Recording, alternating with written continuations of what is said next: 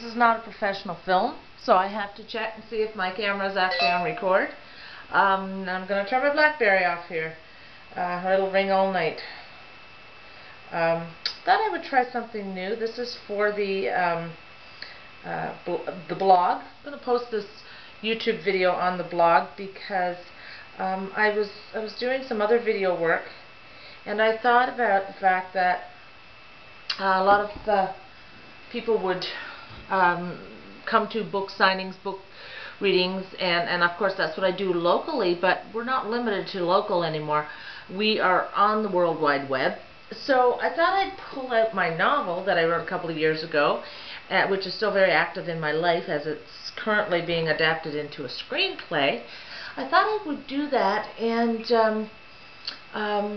sort of read a couple of things for people, things that I read at book signings that I do locally and regionally, that, you know, I have people who have purchased my book or might be interested in purchasing my book from all over the world thanks to this World Wide Web we have.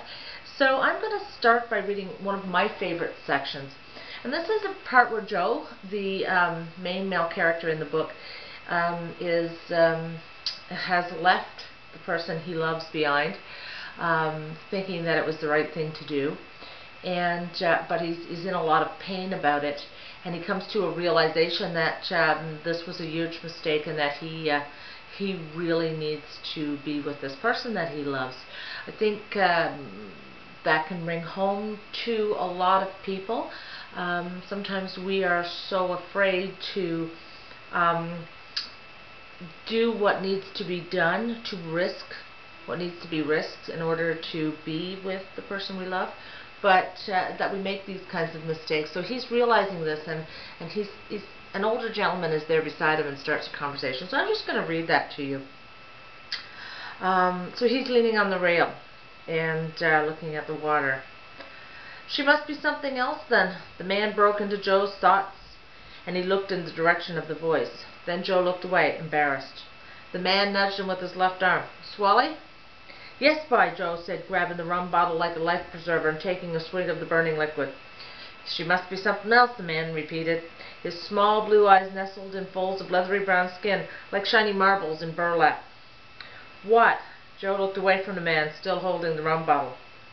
Only a woman can put that look on a man's face, by, the stranger said with a cocky grin. Joe looked at him and then flashed a matching grin back. Yes, by, she's something else. And great tits, too, he added cheekily as he swigged the liquor again, and this time the regret started to melt from his body, and he was warmed.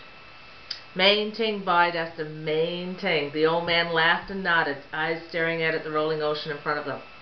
The warmth came not from the contents of the liquor bottle.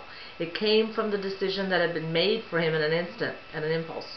He handed the bottle back to the old man. Thanks, Joe said, and his gratitude was not for the drink alone.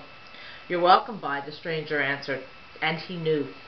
The two men looked at the horizon together, and as they did, the divine hand that drew the seven natural wonders of the world and placed them exactly where they belonged, the hand that sketched the constellations and the planets, the ocean floor, and the blue faces of the Arctic glaciers, began to etch the gray coast of Newfoundland shade by brilliant shade.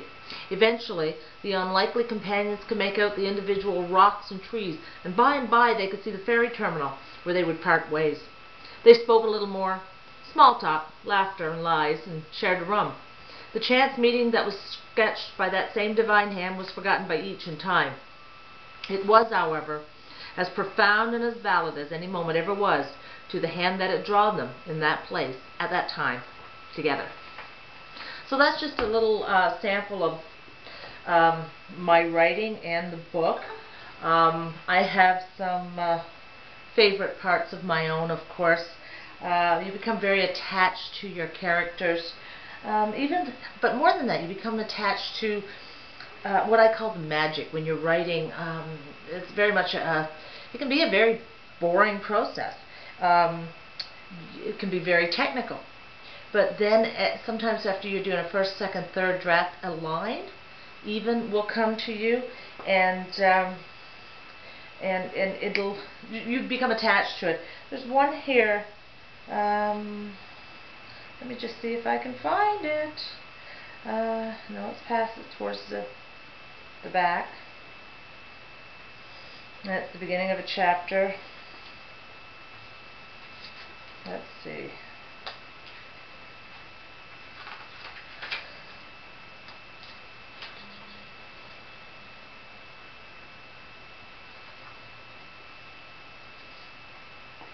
This line. She's gotten some bad news here. Christiana has, and she's sitting there, and she's devastated by this news that's come in. And I wrote this little paragraph, and I just, or actually just this one line, and I really love it. It says, and if anybody has ever had grief, if you've ever had a loss, a loved one pass away, some tragedy, some bad news, and you're sitting in that moment, it's kind of surreal, and this is what I was describing here. I've had these moments, everybody has, but she's sitting in her living room alone, and this one line, it says, "The sun that shone through the large windows continued to shine in complete innocence, as though it still had a right to." Because don't we always think that, you know, the world has stopped now because such a change has occurred? I mean, in a minute, your whole world can turn, and we've all had those moments, and it's really unfair, it seems sometimes, that you can have loss and then still the world goes on. And so that line, I love that line. "The sun that shone through the large windows continued to shine in complete innocence, as though it still had a right to." And it still does. Life does go on.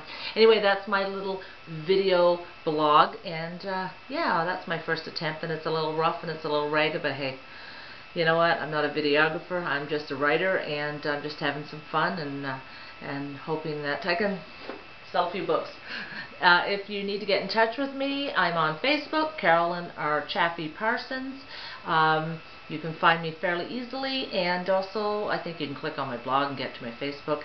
Add me. I'd love to talk to you. Also, my book is available. It's The Secret of Rare Moon Tickle, available online at Amazon.ca and Amazon.com for the American friends. And hopefully some of you will buy it. Also, get in touch with me, autographed copies, and we'll work something out. Talk to you soon. Bye-bye.